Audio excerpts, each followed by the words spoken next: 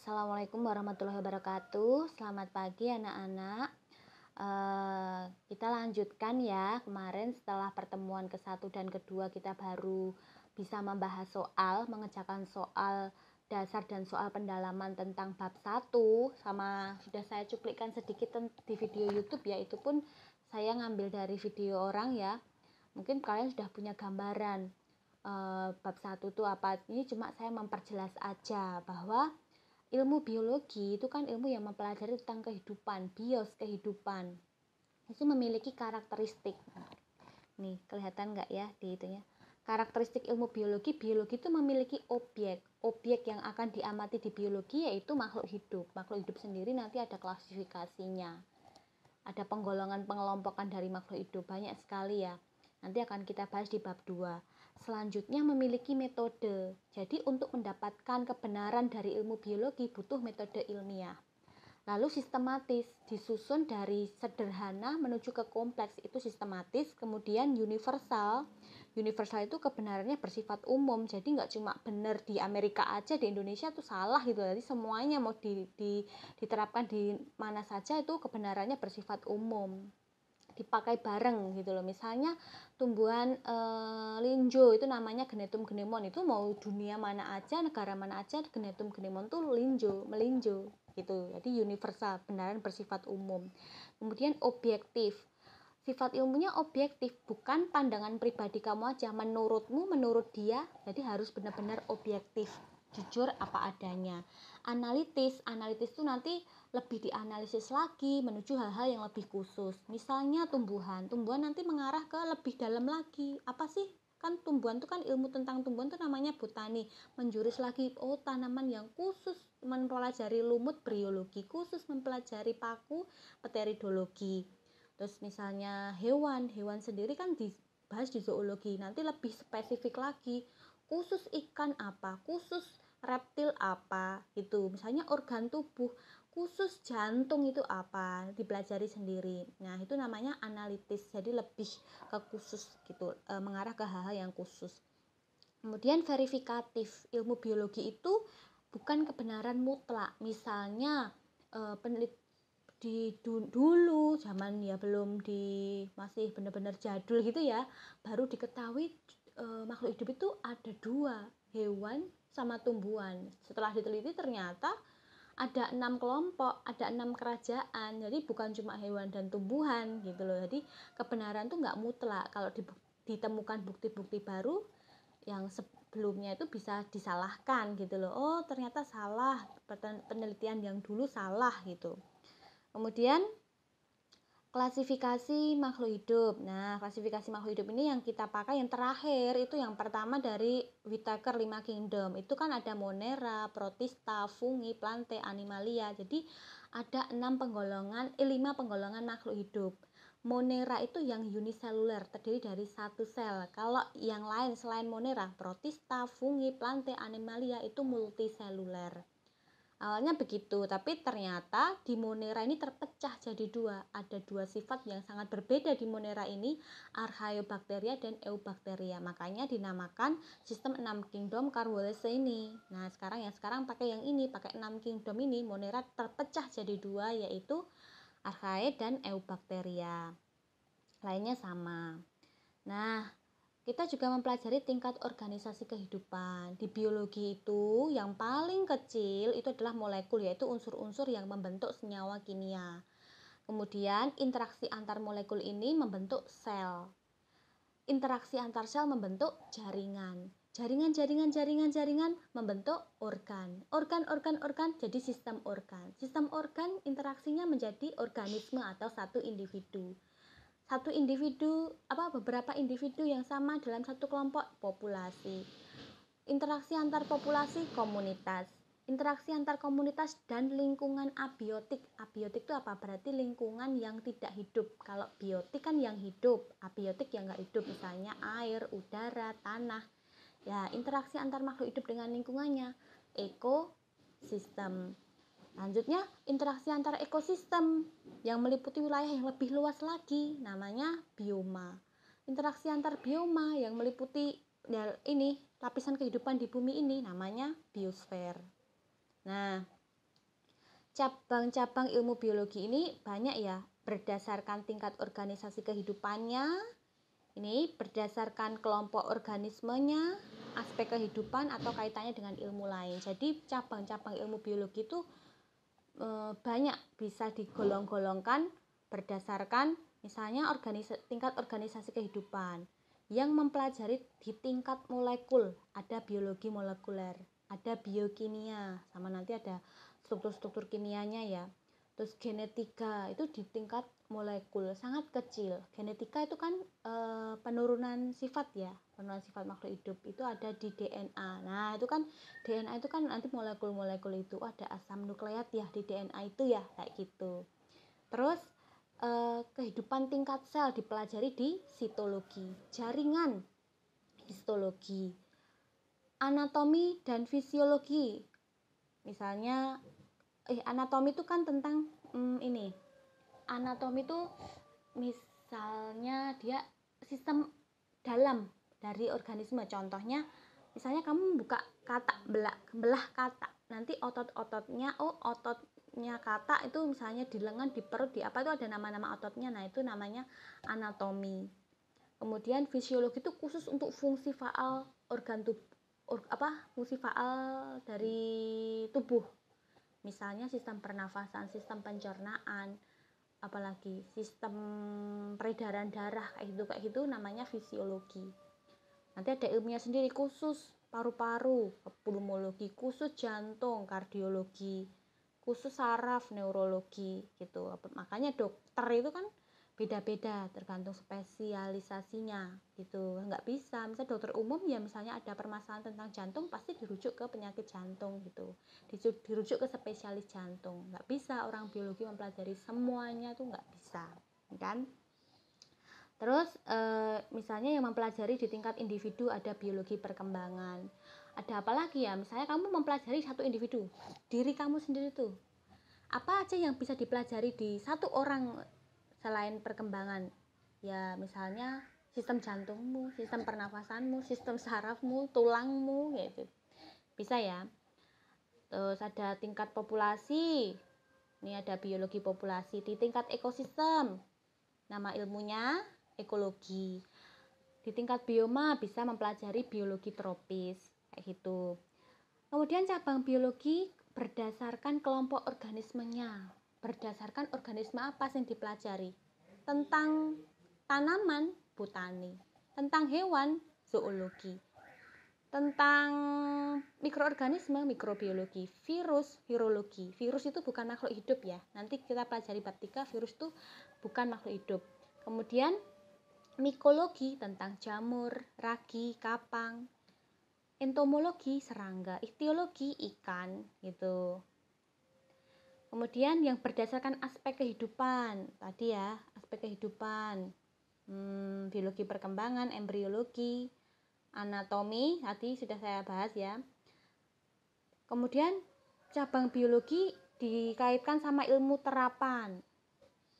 Ada proses-proses kimia dalam sistem kehidupan ya biokimia, proses-proses fisika dalam sistem kehidupan biofisika.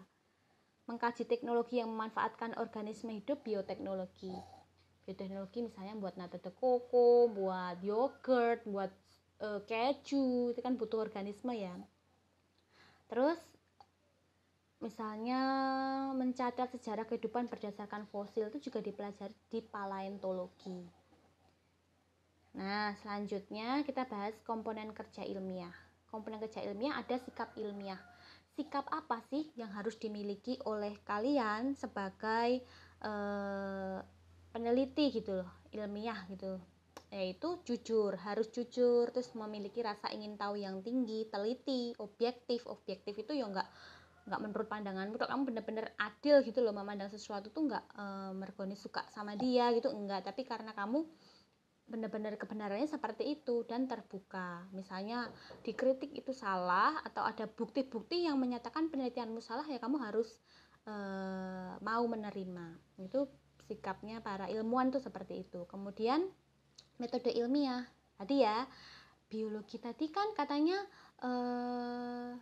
salah satu sifatnya biologi kan memiliki metode. Lah kan untuk membuat kebenaran dari ilmu itu kan ada runtutannya, yaitu metode ilmiah. Pertama yang dilakukan yaitu merumuskan masalah. Sebagai contoh, kamu mau meneliti apa ya?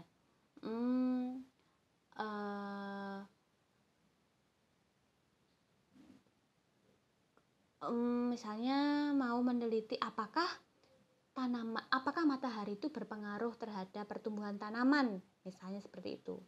Kamu penasaran gitu, jadi kamu merumuskan masalahnya itu matahari itu pengaruh nggak ya sama pertumbuhan tanaman, soalnya kok tanamanku tuh tak taruh pot di luar sama di dalam itu beda gitu. Nah itu kan berarti kamu punya masalah yang harus kamu pecahkan, yaitu namanya perumusan masalah. Selanjutnya mengumpulkan data, observasi. Mengumpulkan data dulu lah, tanaman di tempat yang redup gimana, tanaman di tempat yang terang gimana, tanaman di tempat yang remang-remang bagaimana, kayak gitu. Lalu merumuskan hipotesis. Hipotesis itu dugaan. Kamu menduga-duga pengaruh ini pasti. Jelaslah berpengaruh, soalnya kan tanaman itu membutuhkan matahari buat fotosintesis. Pasti ada pengaruhnya nih. Nah, ini cara bodohnya ya, ada penelitian tuh ya enggak. Itu kita wis tahu, tapi maksudnya mungkin ini sebagai contoh aja gambarannya. Terus setelah kamu menduga-duga, pasti ada pengaruhnya. Tapi apa ya pengaruhnya? Coba deh dilakukan penelitian. Nah, itu eksperimen. Nanti di eksperimen ini nanti dikenal variabel. Nah, kemarin di soal ada ya variabel apa, terikat, bebas, kontrol, bedanya apa gitu. Itu dilakukan ketika kalian memiliki melakukan eksperimen penelitian. Selanjutnya menganalisis data. Datanya yang udah jadi kalian analisis, diteliti. Habis itu kalian punya kesimpulan. Kesimpulannya berarti tanaman itu kalau di dekat matahari itu akan tumbuhnya subur, tapi kalau yang yang jauh dari matahari dia tuh malah lebih panjang, terjadi etiolasi, lebih panjang tapi nggak seger gitu. Kenapa penyebabnya?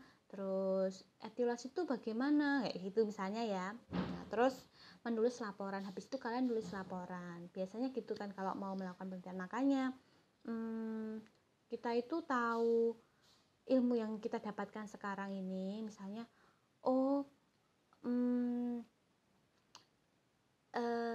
kunyit itu bisa menyembuhkan penyakit MAH toh, itu ya dari penelitian. Ternyata tanaman insulin bisa menyembuhkan diabetes. Nah, itu juga berdasarkan dari penelitian. Biasanya waktu penelitian itu membutuhkan hewan percobaan. Hewan percobaan yang dicoba itu biasanya tikus atau mencit gitu. Kenapa? Karena mereka mamalia. Mamalia itu kan sifatnya sama kayak manusia. Bayangkan kita sama kayak tikus ya? Enggak deh. Yaitu nanti misalnya di dosis di tikus misalnya, insulin bisa menyembuhkan gula atau diabetes di tikus sebesar berapa gitu ya, misalnya berapa miligram. Makanya kalau di manusia nanti ada konversinya, kalau manusia pasti dosisnya lebih tinggi gitu, misalnya kayak gitu.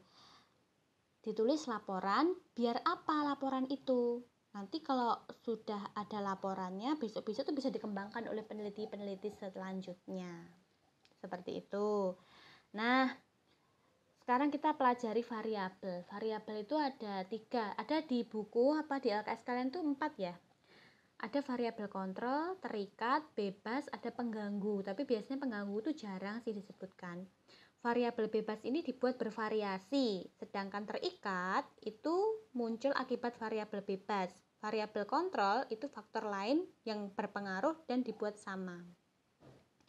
Sebagai contoh nih, kecepatan nggak aku ya deh ya, meluncur. Jadi kalau misalnya kamu mau meneliti, misalnya kamu mau nanam tanaman adenium, kamu punya bijinya, tapi sebelum ditanam itu biji itu direndam. Nah, kamu mau meneliti pengaruh suhu perendaman biji adenium terhadap kecepatan perkecambahan gitu. Jadi nanti bijinya itu direndam pada beberapa suhu. Nah, suhu yang paling bagus mana? Yang menghasilkan kecambah adenium yang paling baik gitu, pertumbuhannya, perkecambahannya paling cepat. Itu yang mana? Biji yang direndam berapa derajat yang menyebabkan tanaman adenium itu lebih cepat berkecambah. Nah, kalau kayak gitu, yang variabel bebasnya berarti apa? Suhunya. Kan kalian mau meneliti suhu suhu berapa sih yang paling bagus buat merendam biji adenium? Berarti yang dibuat bebas adalah suhunya. Ada yang dibuat adem, ada yang dibuat panas, ada yang dibuat di sedang-sedang gitu, bisa direndam air panas, direndam air dingin, direndam air yang biasa aja gitu misalnya. Jangan lupa suhu airnya itu diukur pakai termometer. Oh, suhunya berapa derajat Celcius gitu. Itu bebas. Kemudian terikat tuh ya kecepatan perkecambahan. Tujuanmu tadi kan lihat apa? Kecepatan perkecambahan toh. Dengan perbedaan suhu itu kecepatan perkecambahannya gimana? Oh, tak kasih dianget itu ternyata lebih cepat dibandingkan yang dingin. Tapi yang dingin sama yang biasa lebih cepat yang dingin. Misalnya ya, saya belum meneliti juga, belum baca juga. Intinya gitu. Terikat itu adalah akibat dari perlakuan yang diberikan pada variabel bebas tadi. Nah, kalau kontrol itu yang dibuat sama. Kan kamu tuh cuma mau meneliti suhunya, berarti yang lain harus dibuat sama. Ya biji kecambahnya harus sama. Belinya sama, yang satu belinya di mana? Di pasar Kliwon, yang satu di pasar Nongko, ya nanti beda hasilnya.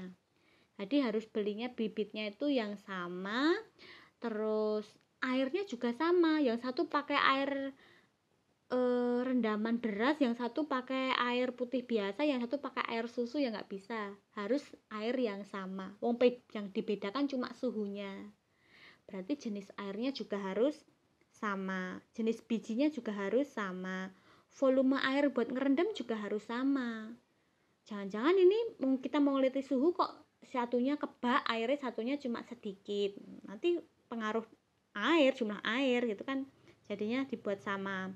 Tempatnya buat perendam, embernya harus sama, media perkecambahannya juga harus sama, misalnya dikecambahkan di kapas itu harus sama persis, yang dibuat sama persis itu adalah variabel kontrol.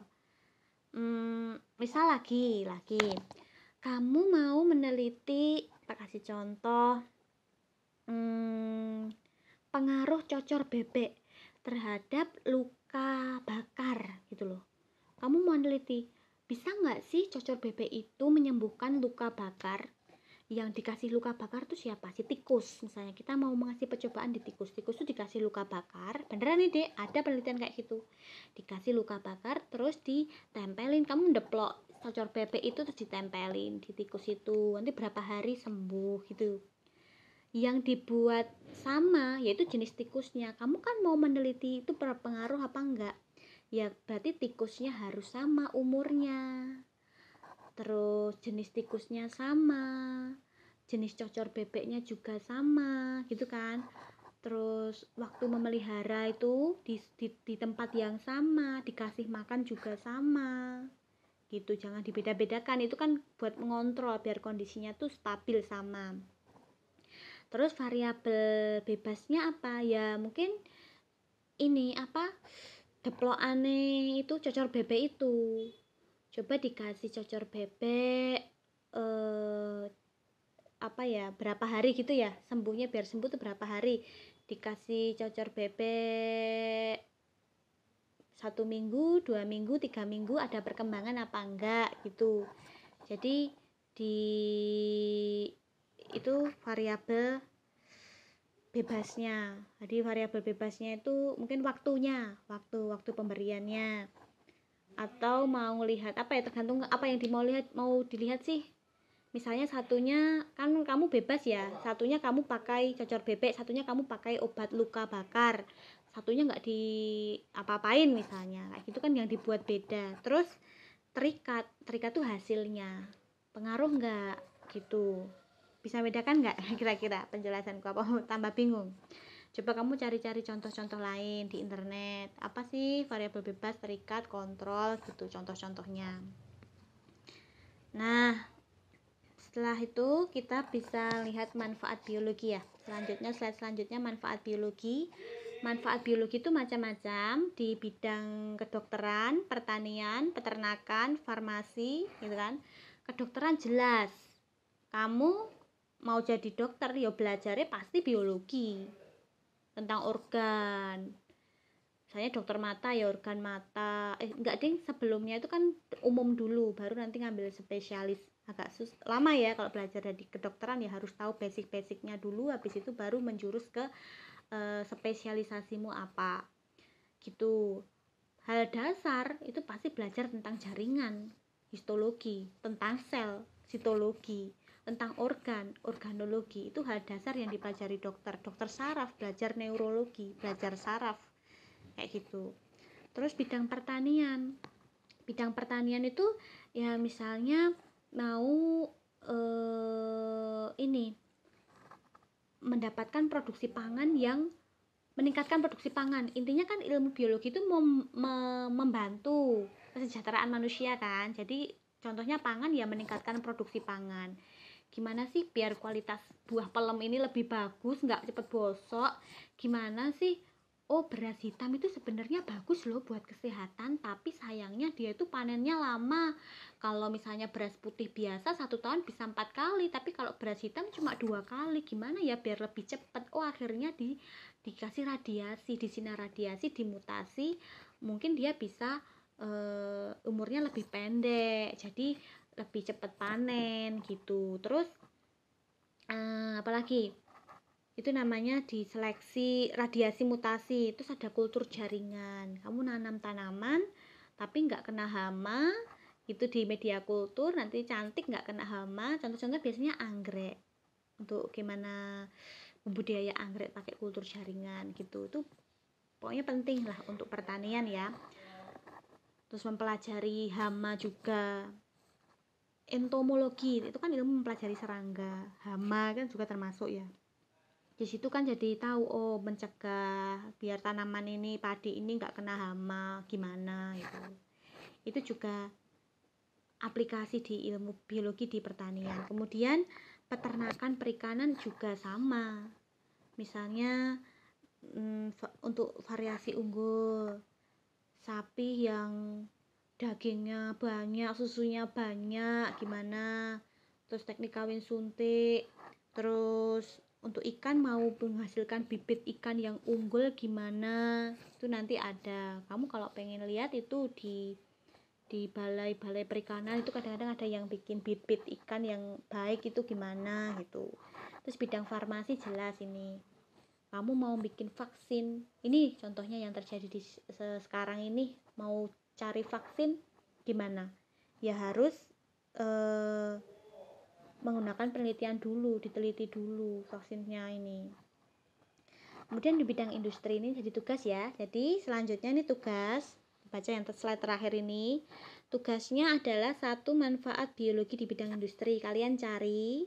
Yang kedua, kalian mencari alat-alat di laboratorium sama nulis fungsinya dan simbol-simbol keselamatan kerja di laboratorium. Ini digambar tangan, jadi kalian biar hafal alat-alat laboratorium itu apa, simbol-simbolnya bagaimana. Kalau sambil gambar kan hafal ya, sambil dikasih keterangan, oh ini simbol beracun, oh ini simbol korosif, kayak gitu. Terus gambarnya mungkin kalau nggak bisa gambar biar sederhana aja, aku juga nggak bisa gambar kok. Terus yang ketiga, kalian cari tata tertib keselamatan laboratorium apa aja gitu, ditulis.